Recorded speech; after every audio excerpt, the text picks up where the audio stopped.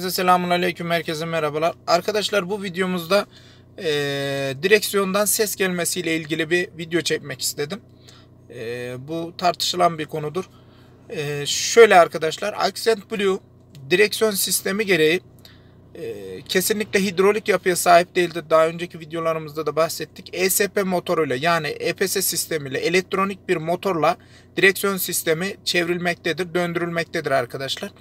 Şimdi direksiyonunuzda eğer şöyle bir sıkıntı varsa, hani dönerken şu anda motor çalışıyor. Çok sakin bir motor çalışması vardır Accent Blue'nun, soğuk iken özellikle.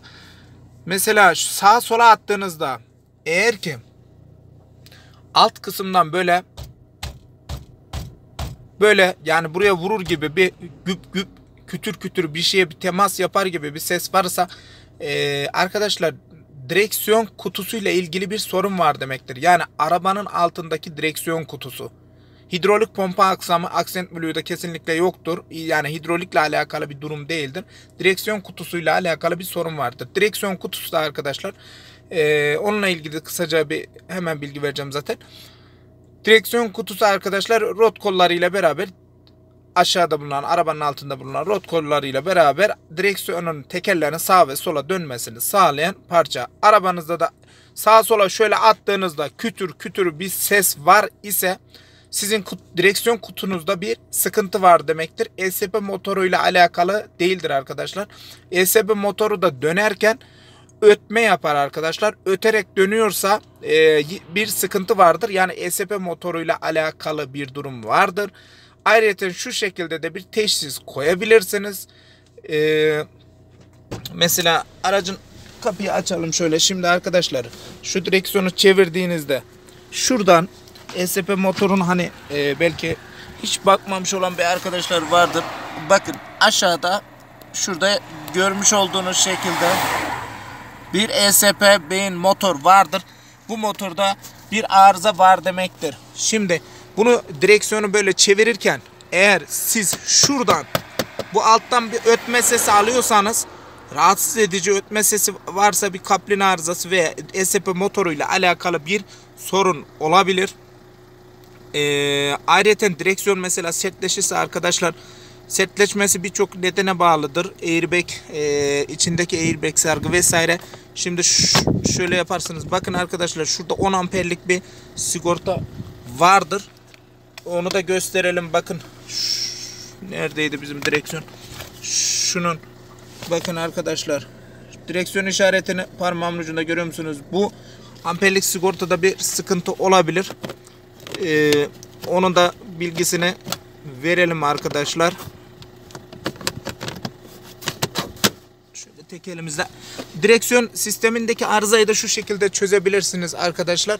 Yani alt takımdan mı geliyor, yoksa ESP motorundan mı? Yani kafa karışıklığına neden olan bir durum var ise şöyle yapıyoruz. Bakın arkadaşlar. Bir dakika.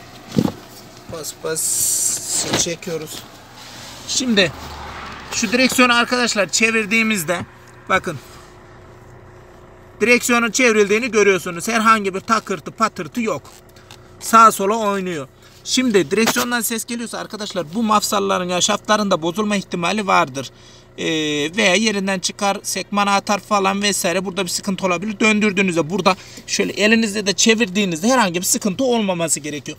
Onun haricinde alttaki sistemi çözebilmeniz için de şurada bakın, parmağımın ucunda bir 13 diye hatırlıyorum. 13 numara bir civata var. Civatayı söktüğünüzde, bu mafsalı yerinden çıkarttığınızda, bu yerinden çıkacaktır arkadaşlar. Çıkar yani. Çıkardığınızda, direksiyonu çevirdiğinizde hiçbir ses teması yok ise, gayet arabanın direksiyonu sessiz bir konumda ise arkadaşlar bilin ki arabanın ESP motorunda, yani şu bölgede herhangi bir sıkıntı yok. Altta direksiyon kutusunda bir sıkıntı var demektir. Yani o şekilde de mafsalı, direksiyon milini çıkararaktan da bu sonucu alabilirsiniz. Bu konuyla da bir bilgi yapmak istedim. Alttaki direksiyon kutusundaki arıza herhangi bir sertleşmeye neden olmaz ama sizin yolda gidişinizin dengesini bozabilir. Bozulma durumuna yani o anki oradaki dağılma, belki yani sadece dönmeyle alakalı bir sorun vardır veya rulmanlar tüm dağılmıştır, laşkalaşmıştır, çok kötü bir durum alabilir. Onlar da büyük bir kaza durumunda olabilir veya anlık da olabilir. Onunla ilgili de o şekilde kontrolünü yapabilirsiniz arkadaşlar.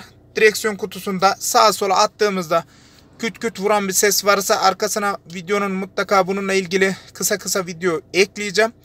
O şekilde de mutlaka bakın arkadaşlar. Çözümünü o şekilde de sağlayabilirsiniz. Yani anlamış oluruz. O şekilde de müdahale edilmiş olur. Direksiyon kutusuna müdahale edilecek. Yoksa ESP motoruyla alakalı bir durum var. Ona müdahale edilecek. Ona bakılacak arkadaşlar. ESP motoruyla ilgili bir arıza başladığında da ekranda mutlaka bir arıza ışığı yakabiliriz. Ona da dikkat etmemiz gerekiyor. Sağa sola attığımızda ses olmaması gerekiyor. Herkes kendisine çok iyi baksın. Görüşmek üzere. Akla takılan bir şey olursa da cevaplandırırım arkadaşlar. Görüşürüz.